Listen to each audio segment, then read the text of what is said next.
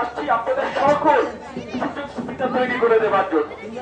সেটা সন্ত্রাস মুক্ত বসিলা হোক, চিকিৎসা সাধারণ বসিলা হোক, বা গ্যাস পানি বা বিদ্যুৎ সংকট মুক্ত বসিলা হোক, যেটাই হোক না কেন বসিলার বাসিন্দাদের জন্য আমরা কাজ করে যাচ্ছি। আপনারা আমাদের জন্য দোয়া রাখবেন, এইসব তরুণরা যারা কাজ করছে তাদের জন্য দোয়া রাখবেন।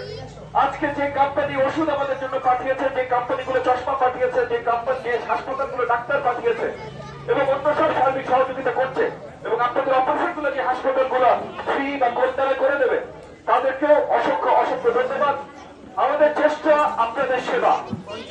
আপনারা মনে রাখবেন, আমরা একসাথে থাকলে আজকে এবং আগামীতেও আপনাদের সকল ধরনের সেবা অব্যাহত থাকবে।